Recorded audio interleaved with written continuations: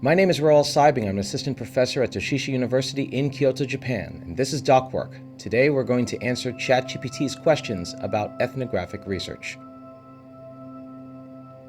So for this video, I've asked ChatGPT to generate some questions about ethnographic research that might be asked by people who are unfamiliar with ethnography. So we use ethnography to capture data about customs, cultures, communities, people, and all the differences in languages, behaviors, attitudes, and beliefs. And that's a very broad description.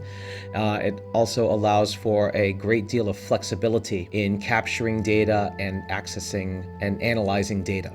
So the first question is, what is ethnographic research and how does it differ from other types of qualitative research? Ethnography is an approach that we use to capture data on cultures and communities so that we can better understand them, but also develop theories about how different cultures and people within them interact with each other. That is a very broad description which allows for a great deal of flexibility in the ethnographic approach. But basically it involves observing cultures from the inside. So if I wanted to understand Japanese culture, what I would do is observe the culture, see what's inside, and take notes and conduct interviews with my research participants. That way, I can get a deep insider perspective about what's going on in Japan, within that culture, in ways that I wouldn't be able to understand from the outside if I was looking at Japan from a kind of disaffected outsider perspective. How do ethnographers typically collect data and what methods are most commonly used? Ethnography typically involves participant observation and interviews. Participant observation is the idea of actually being a part of a culture. You can observe it from afar, and in which case a documentary, a YouTube video, a book, some sort of recording, or some sort of outside observation would just be good enough. That's not the case. We try to observe things from the inside to kind of see what's going on, how people interact within it. Participant observations usually take the form of field notes. What is person A doing? How are they interacting with person B? And when does it happen? Why do you think it happens?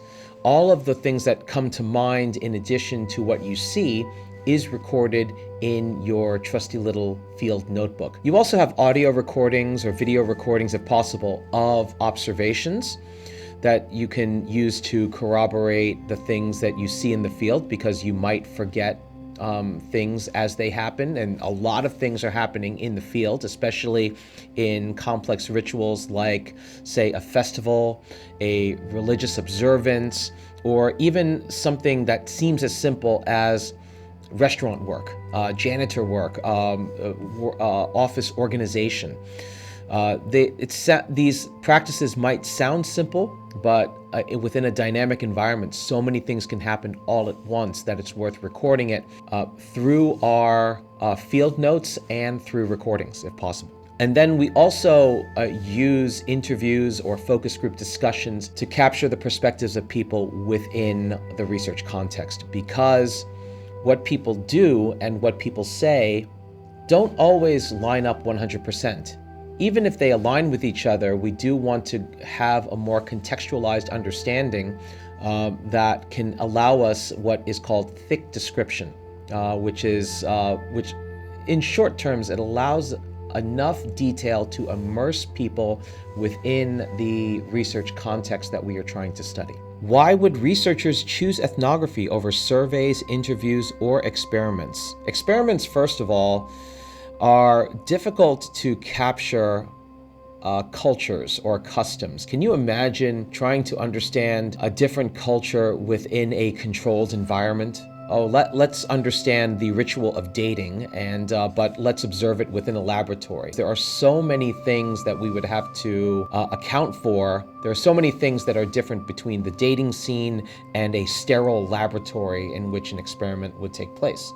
Instead of a sterile, cold laboratory environment, the researcher actually goes out into the field and witnesses events and exchanges as they happen. You will be able to capture rich enough data that is authentic to the social experience that you do want to capture in data and then disseminate in a research paper or presentation. Surveys and interviews are certainly part of the ethnographic approach. Depending on the kind of research context that you are studying, you can conduct, and you should conduct interviews. You may choose to conduct surveys in addition, especially if the number of research participants is vast. But you do want to combine survey or interview or focus group data with your observations, going back to the principle of what people say and what people do can be very different things. Take, for example, being able to say, oh, I live a healthy lifestyle, I try to eat healthy foods, I try to exercise as much as possible, I try to get as much sleep as possible. But what really happens might be different. Instead of getting the required 7 to 8 hours of sleep, maybe I'm only getting 4 to 5. And of course, I'm probably snacking on popcorn all throughout the day, and maybe I'm skipping my workouts. And so being able to analyze the space in between our thoughts, beliefs, and our actions is an important goal in the ethnographic approach. How long does an ethnographic study usually take, and why can it be so time-consuming? So that the second half of it gives it away, doesn't it? It can be a time-consuming process. I conducted an ethnography for my dissertation, and that took about 8 to 9 weeks. And that's probably on the short end of ethnographic research. But to completely capture the essence of a culture or a community, we're looking at inquiries that might take place over several weeks, several months, or even several years, which is why it's really important to design a research question that facilitates a study that is feasible enough for us to do. Let's go ahead with this question. What ethical considerations must an ethnographer keep in mind when working with a community? So that is also context specific. You might be dealing with a research context where research participants are eager to participate. Maybe they want to share their story. Maybe they want to be able to tell rich narratives if you're fortunate. You might also be studying research contexts where research participants are more reluctant. Now, there is a minimum level of care that ethnographers should consider. Of course, keeping data as private as possible, making sure that data isn't leaked, and making sure that data is anonymized. But of course, the goal in ethnographic research is to gain an insider perspective. And in order to do that, most times you need to establish rapport with your research participants. And the degree of difficulty in accomplishing that task will be dependent on the research context. Certainly, if you're dealing with research contexts such as palliative care or migration, then people may not be so eager to volunteer their stories. Ethnographers have to be especially mindful of protecting and respecting the wishes of research participants who don't want to participate or who have set conditions about the kind of data they are okay with volunteering. Can anyone conduct ethnographic research, or does it require specific training and credentials? There's a minimum amount of education that ethnographers who are new to ethnographic research should consider. Basically, how do you capture field notes while in the field? How do you gain informed consent and rapport with research participants? What are you looking for when you are participating in the field? Those are the minimum questions that researchers should be able to answer for themselves before they go into the field. Certainly, there is no special credential that one requires in order to conduct ethnography. You could go into the field today and take field notes, sight unseen, without any experience. But to do it in a rigorous manner requires answers to the minimum questions that I've posed. How do language barriers or cultural differences impact ethnographic fieldwork? Certainly, when I was doing my dissertation research, I needed to be able to interact with students. I used a little bit of Japanese because I was observing a Japanese classroom. I needed to be familiar with the kinds of considerations that students had when they enter the classroom because I was a teacher in Japan for many years before I got my PhD.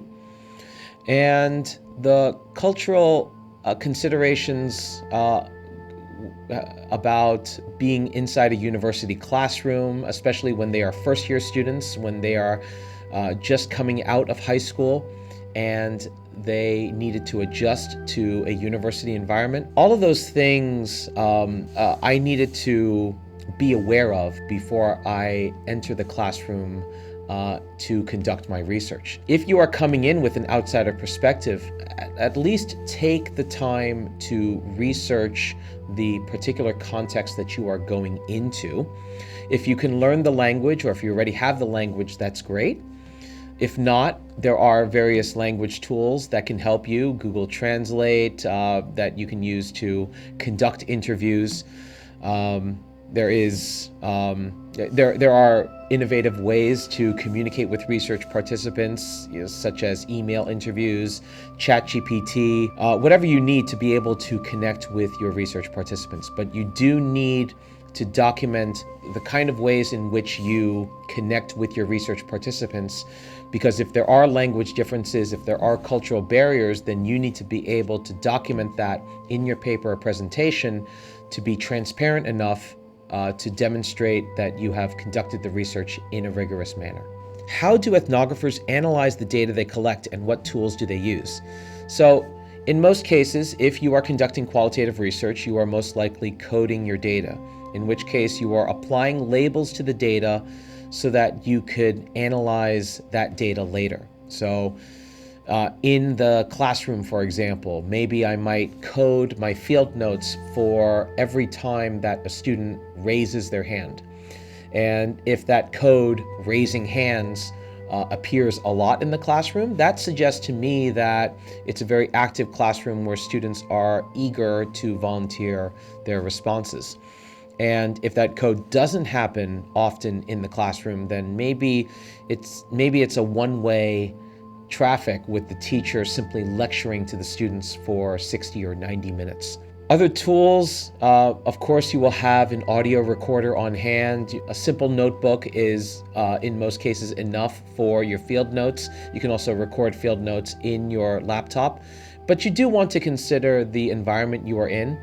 If you are in a context where students are of lower socioeconomic status, then maybe coming in with fancy tools to collect and analyze your data while in the classroom may come off as off-putting in your research context, which is why in most cases, at bare minimum, a notebook is enough to capture data that you can analyze later. In terms of data analysis, there's many software tools that you can use to code your data or to organize your notes or to help you make sense of the salient points of your data. Unlike more quantitative researchers or researchers in the material or physical sciences, ethnography is not necessarily a technology-intense research approach. What happens after the fieldwork is done? How are findings shared or published? Just like with any other research, the findings are shared or published in a research journal or at an academic conference. It's a matter of constructing a narrative or a clinical research paper that can present research findings in a rigorous enough manner. Anthropological journals or conferences tend to focus on narrative works, in which case you are using ethnographic data to tell a story about the research context in a way that is compelling and in a way that is almost like literature, where it tries to capture your attention and immerse you in the details of the particular culture or community that is being researched. There are, of course, journals that take ethnographic research in the form of clinical papers with the standard structure of introduction, background, methodology, findings, discussion. It all depends on the kind of research question that you want to answer and the theoretical developments, if any, that you want to share with your research audience. And that will dictate the forum that you want to present your research in. Are there any quantitative elements in ethnographic research, or is it purely qualitative? I feel that some people are going to disagree with me on this, but I do believe that there are quantitative elements in ethnographic research.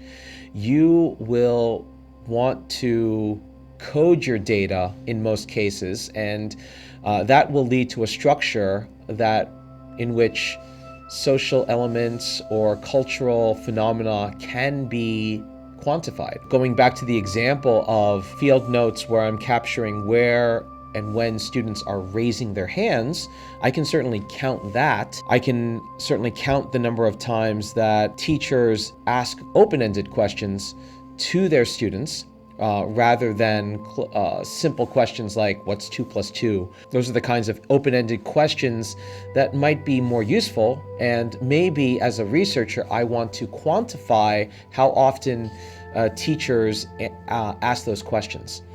And so certainly some social phenomena or cultural developments can be quantified.